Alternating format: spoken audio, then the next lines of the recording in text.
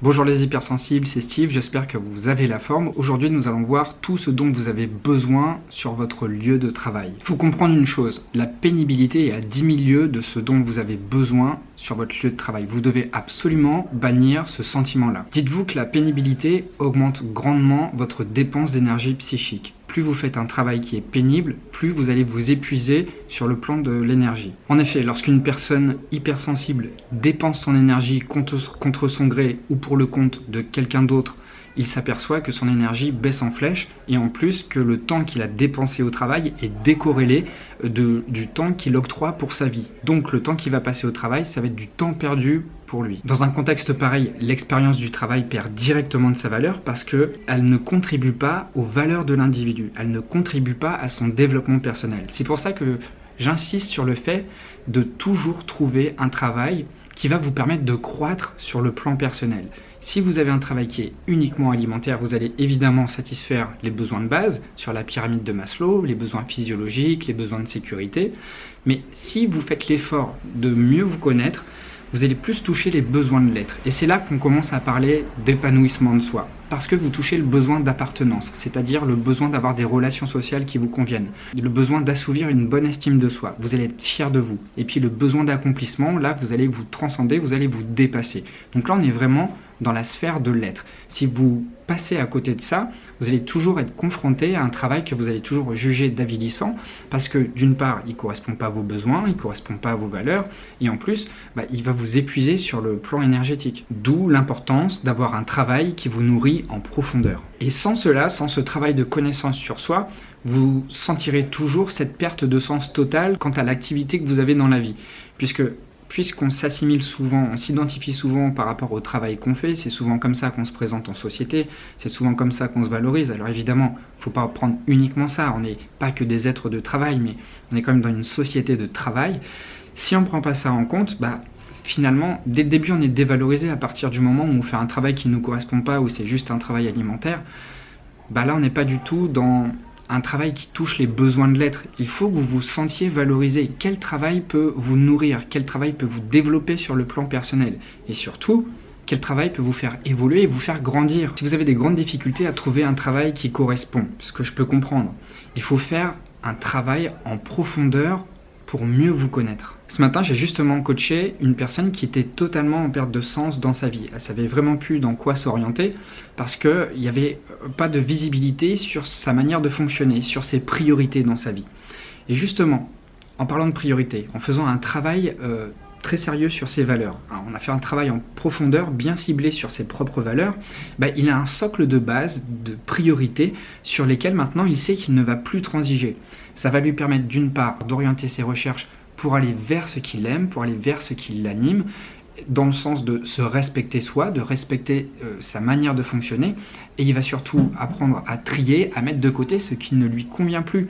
Parce que dans son cas, il y avait beaucoup de tâches avilissantes qui ne le nourrissaient pas sur le plan de l'être, il ne se sentait pas reconnu dans ses relations, il ne se sentait pas reconnu au niveau de l'estime de soi, il ne se transcendait pas, il ne se dépassait pas dans son travail. Et ça ne lui permettait pas de sortir de cette zone de confort. Vous savez, le travail parfait, c'est pas un travail où on maîtrise tout. Un travail parfait, c'est un travail qui nous permet de croître. Donc c'est ok si vous ne maîtrisez pas tous les éléments autour de vous lorsque vous êtes dans votre travail. Un travail idéal, c'est un travail qui va vous permettre de grandir. Et tant pis si vous n'arrivez pas à tout maîtriser sur votre lieu de travail, au moins vous êtes sur l'axe qui va vous permettre de trouver les outils par la suite. Et ces outils vont vous permettre de vous transcender et de vous dépasser. C'est en ça que c'est important parce que là on est vraiment dans le top, dans le haut de la pyramide de Maslow. Dans le cas où on se transcende, parce que on va se dépasser, on va sortir de sa zone de confort, on va muer, on va changer de peau, on va changer de coquille, et on va chercher quelque chose qui nous correspond plus parce qu'on a grandi, on va chercher une coquille plus grande. Donc là, c'est très important d'avoir cette notion de dépassement de soi. Mais ça, on le trouve uniquement dans un métier qui nous convient et qui convient à nos valeurs. Ça, c'est inutile d'imaginer ça dans un métier qui est pénible, parce qu'il n'y aura aucun sens dans tout ça. On peut se transcender, on peut dépasser ses freins, ses problèmes, uniquement s'il y a un sens derrière. S'il n'y a pas de sens, finalement, on vire souvent au burn-out. C'est même pas souvent, c'est tout le temps. Le burn-out, finalement, c'est quoi ? c'est lié à une saturation émotionnelle, à une surstimulation, mais aussi c'est une perte de sens dans la vie. Et quand il y a cette perte de sens dans la vie, c'est là où on perd complètement pied, on perd les pédales et on se demande à quoi on sert. Et c'est souvent ça qui nous fait perdre pied et qui nous détache complètement de la réalité. Donc retenez bien que lorsqu'on a son socle de valeurs, c'est un socle de base qui va nous permettre de nous orienter. Les valeurs, c'est comme des boussoles. Donc ça va vous indiquer votre nord magnétique, et donc vous allez savoir dans quoi vous orienter, dans ce que vous pouvez expérimenter aussi, qui n'est pas tout à fait clair, où il va falloir tâtonner pour éclaircir les choses. Et puis vous savez aussi ce qu'il faut bannir radicalement du champ des possibles. Si vous ne bannissez pas directement ce qu'il y a dans le champ des possibles, eh bien, ce qui peut vous être préjudiciable apparaît toujours dans votre champ de vision, ça reste toujours impossible. Et ce qui est important de faire, c'est de justement discriminer positivement ce qui est nécessaire pour vous et mettre à la poubelle ce qui n'est pas bon pour vous, pour votre développement. Et si vous ne faites pas ça, vous risquez vraiment de piétiner votre mode de fonctionnement en acceptant des tâches qui sont uniquement alimentaires. Je sais que le contexte est compliqué, mais finalement, à y regarder de plus près. Qu'est-ce qui se passe quand on fait quelque chose qui ne nous plaît pas? On le fait peut-être quelques semaines ou quelques mois, et puis on se rend compte que on est toujours dans une certaine forme de précarité, une certaine forme de galère, puisque généralement dans les travaux alimentaires, on ne gagne pas énorme, et finalement, on n'est pas permanent. On reste pas longtemps dans ce genre de travail, et on retombe dans une période de chômage ou de RSA, et finalement, on est toujours en train de se demander qu'est-ce que je vais faire? Parce que je sais toujours pas quoi faire. Et c'est souvent en étant dans ce cercle vicieux-là de toujours aller de job en job alimentaire, que l'estime de soi est fortement diminuée parce qu'on se sent dévalué, à ne jamais réussir à tenir la régularité, à ne pas se sentir reconnu, à ne pas s'épanouir au travail.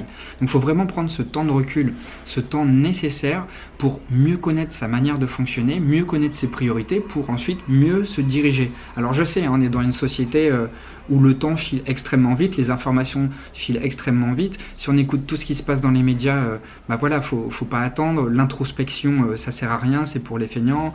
Mais pourtant, on manque terriblement d'introspection en ce moment. On manque de prise de recul, et ça, la crise sanitaire nous l'a vraiment prouvé. On est tout le temps dans la réaction, et là, on n'agit pas de manière précise. On réagit de manière on réagit d'une manière qui est motivée par l'urgence, par la peur. Mais si vous êtes toujours motivé par ce besoin de remplir le frigo, ce besoin de payer les traites pour la maison, pour payer le loyer, vous allez être animé par une énergie qui ne va pas satisfaire vos besoins supérieurs. Donc là, c'est vraiment important d'avoir la force, ce qui n'est pas facile, je le conçois, de prendre du recul, d'objectiver la situation et de mieux considérer ce qui va vous développer vous en tant qu'être.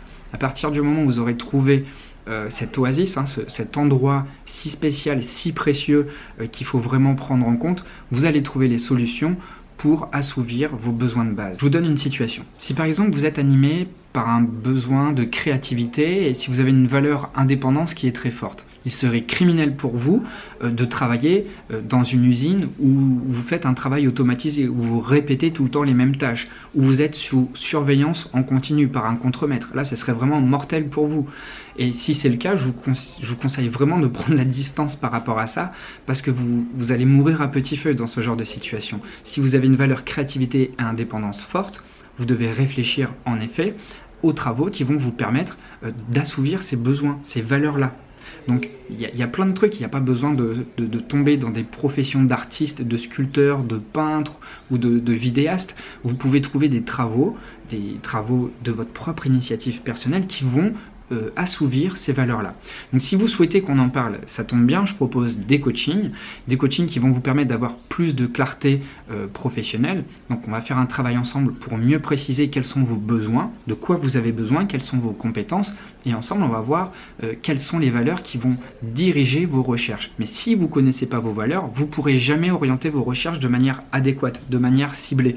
C'est ça le principe, c'est de bien connaître ses valeurs pour faire une recherche précise et ciblée afin de ne pas être déçu. Alors je ne dis pas que connaître ses valeurs ça va vous permettre tout de suite de trouver le job idéal, mais en tout cas ça va vous permettre de vous engager dans la bonne direction, puis après en essayant, en tâtonnant, en voyant ce qui vous plaît moins, vous allez pouvoir affiner au fur et à mesure Et lorsque vous serez dans cette énergie, de toute façon, vous êtes lancé sur la bonne voie, vous avez toujours cette forme d'abnégation qui va vous permettre de surmonter les obstacles parce que ça va vous nourrir, parce que vous y mettez du sens. Et quand il y a du sens dans ce que vous faites, les choses sont beaucoup plus faciles, les choses sont beaucoup plus fluides. Puis on a beaucoup plus la force mentale, on a beaucoup plus la niaque, on a beaucoup plus la force physique pour affronter les freins qui pourraient venir obstruer la route. D'accord ? Donc, vraiment, je vous conseille d'investir sur vous si vous êtes dans cette démarche-là. Moi, je vous dis à très bientôt. N'hésitez pas à commenter juste en dessous si vous voulez m'expliquer votre situation. Je me ferai un plaisir de vous répondre. Et je n'ai qu'une chose à vous dire avant de vous quitter. Portez-vous bien.